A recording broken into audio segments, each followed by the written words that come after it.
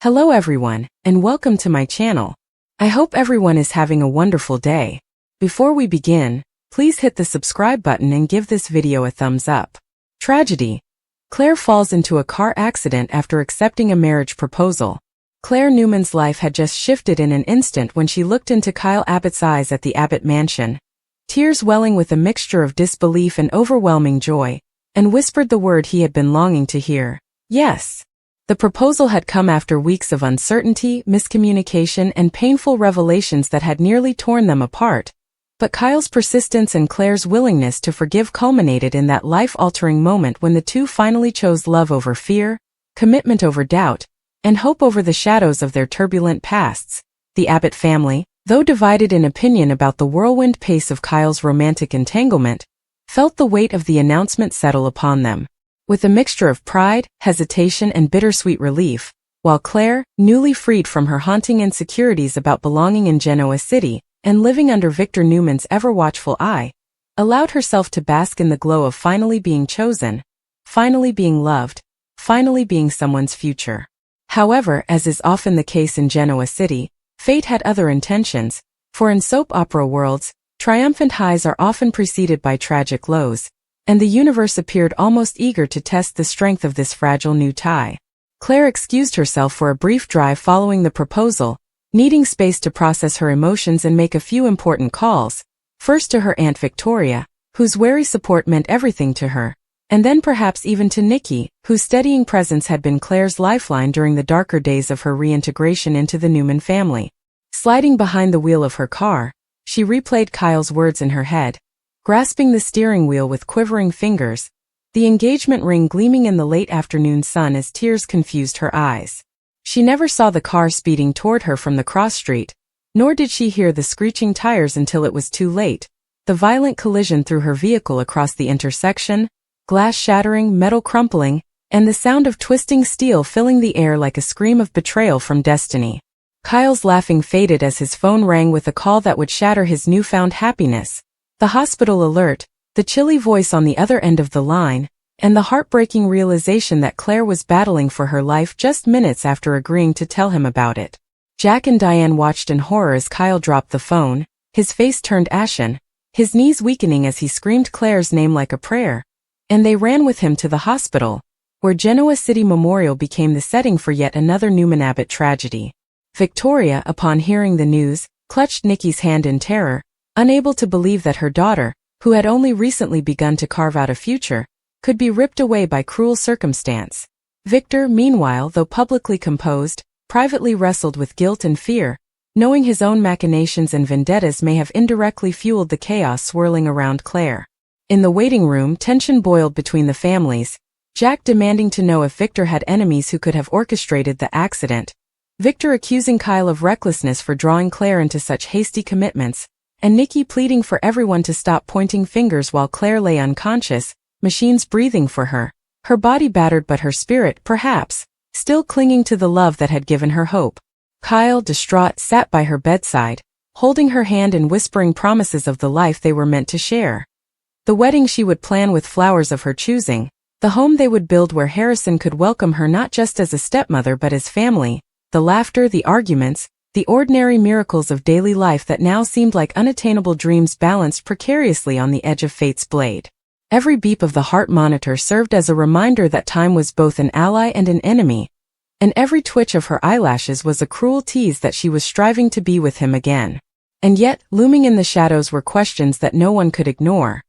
Was the accident truly an accident? Or was someone targeting Claire? Perhaps Audra seeking vengeance? Perhaps Kane playing a deeper game? Or even a rival from the past resurfacing to destroy the fragile happiness she had found? The mystery intertwined with the tragedy, leaving both the Abbotts and the Newmans to confront not only their grief but their paranoia, blame, and fractured alliances, and as Kyle pressed his forehead to Claire's motionless hand, swearing that he would never give up on her, never stop fighting for the future they had just begun to imagine, the camera of fate pulled back on a tableau of heartbreak, love, suspicion, and the kind of cliffhanger that would forever.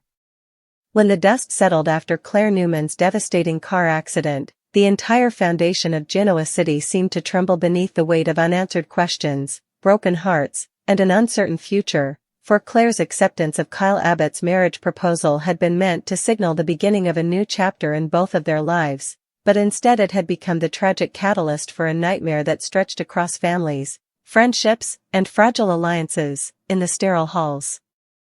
of Memorial Hospital. Kyle's anguish became the focal point of the Abbott clan's fear, as Jack, Diane, and even Ashley tried to steady him while grappling with their own conflicted feelings, Diane privately admitting to Jack that although she had harbored doubts about Kyle's whirlwind romance, seeing him shattered over Claire's condition made her realize that her son's love for Claire was genuine and deep, while Jack, hardened by years of Newman feuds and betrayals, struggled to suppress his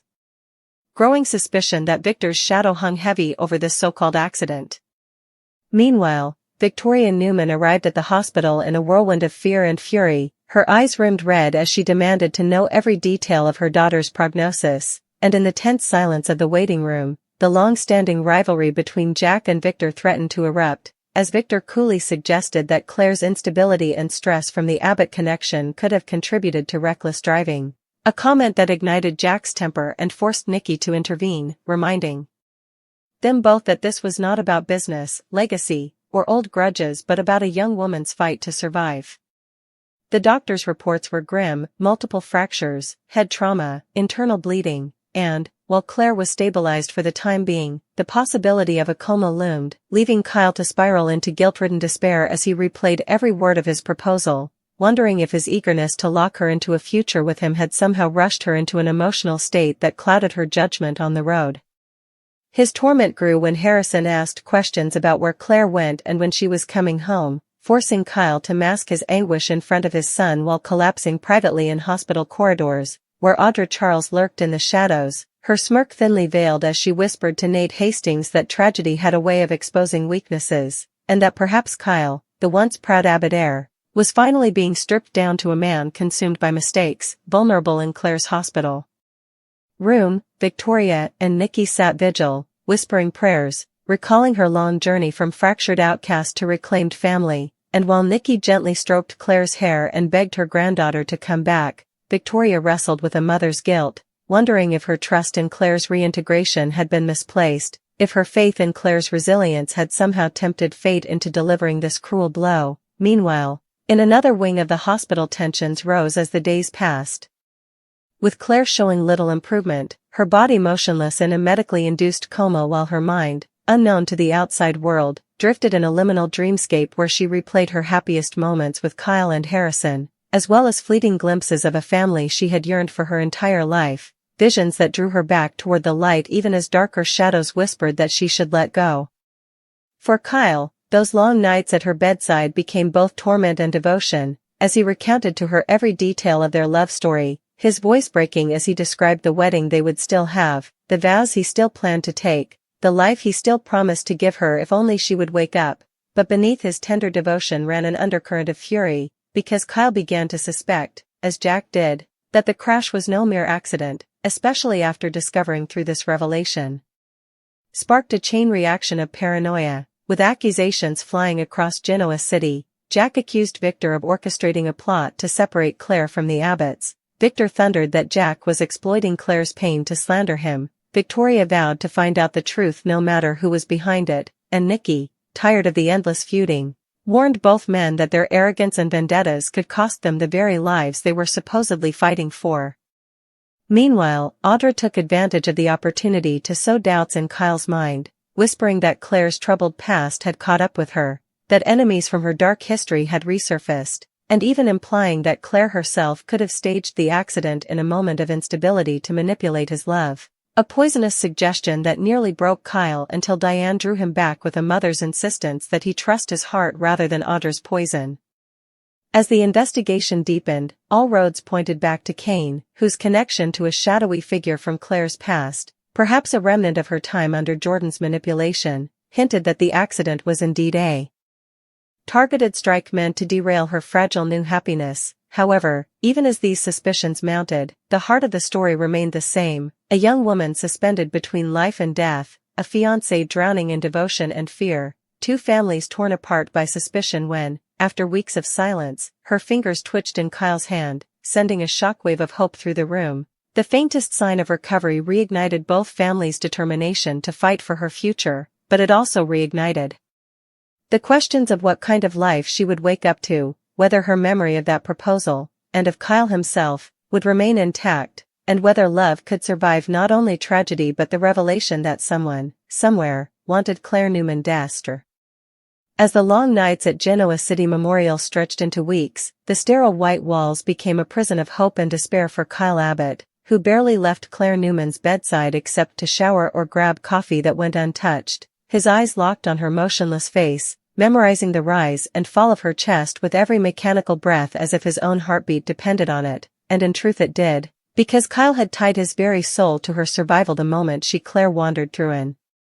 ethereal version of Genoa City where voices from her past called to her, Jordan's sinister laughter luring her towards shadows, whispers of shame and guilt tugging at her like chains, but also Victoria's warm encouragement, Nikki's steady voice telling her to be strong, Harrison's innocent giggle floating like a beacon, and Kyle's voice, raw with anguish, pleading with her to come back, to fight, to remember that outside of her unconscious world, the families fractured under the weight of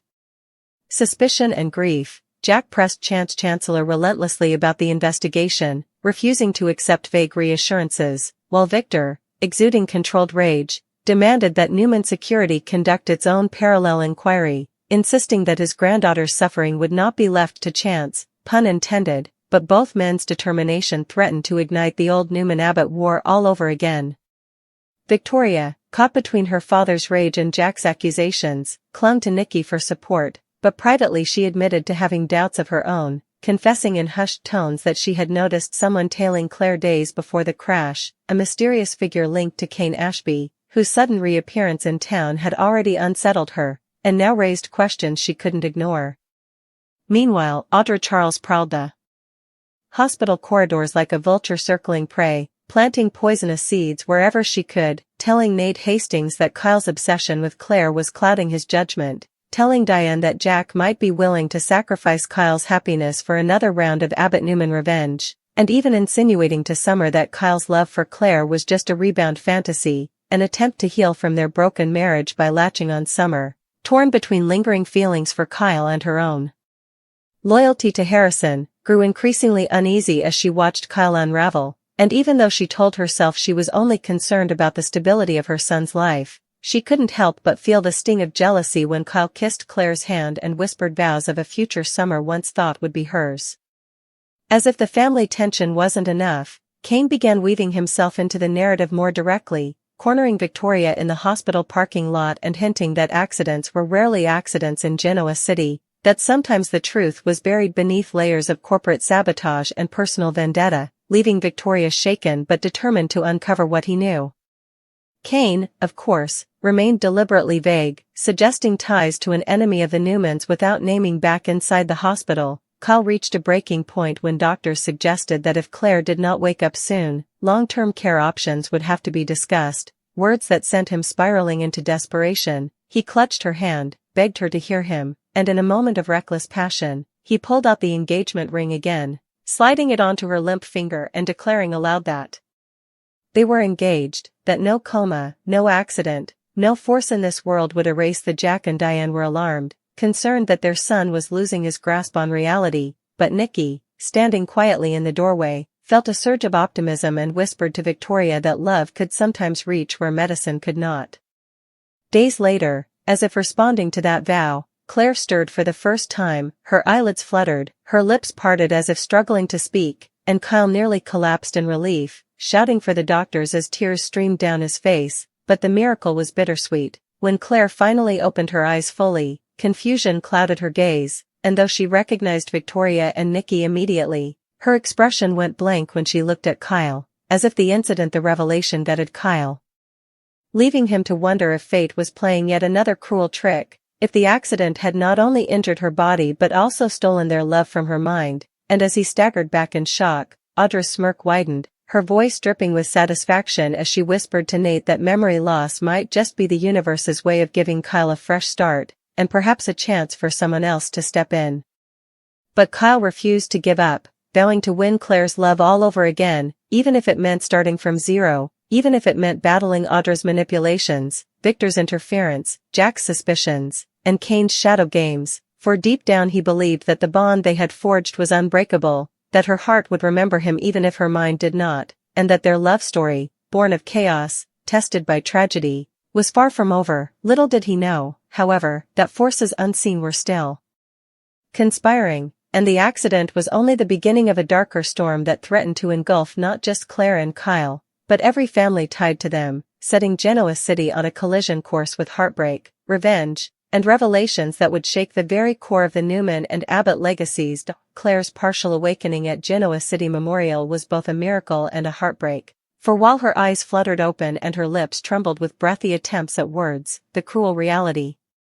quickly settled over everyone in the room. She remembered Victoria's name, Nikki's touch, even fragments of Harrison's sweet face when shown a photo, but when Kyle leaned close, voice cracking with joy as he whispered, "It's me, it's Kyle, your fiancé," her brow furrowed in blank confusion, and her silence was a dagger to his heart, a silence that shattered the fragile dream he had been clinging to since the accident. And though doctors reassured him that memory loss after trauma was not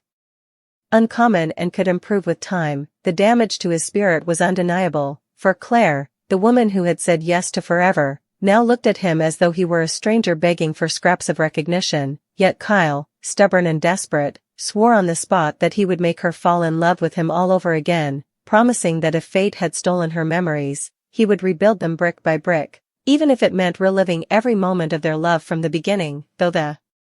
road ahead was riddled with obstacles as both families braced for fallout.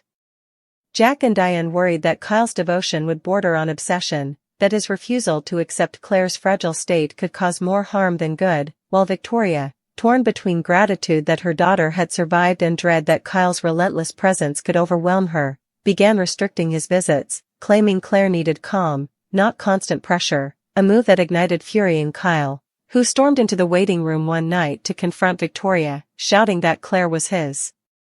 fiancée, that they belonged together, only for Victor to step between them, his icy warning that Kyle was lucky to be allowed near Claire at all, sending shockwaves through the Abbotts and reigniting the bitter war that had simmered for decades. Nikki, heartbroken by the escalating feud, tried to broker peace, reminding Victor and Jack that their hatred was poisoning the very air Claire needed to heal, but neither titan would bend, each convinced the other was the puppet master behind the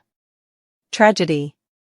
Meanwhile, in the shadows of this family war, Audra Charles sharpened her claws, whispering to Nate that Kyle's unraveling was a gift from the universe, that soon Abbott Enterprises would be distracted, leaving her and Newman Media in a prime position to seize control of narratives, and her poison didn't stop there, for she began visiting Claire under the guise of sympathy, dropping subtle barbs about Kyle's reckless proposal, framing him as a man so desperate for Valley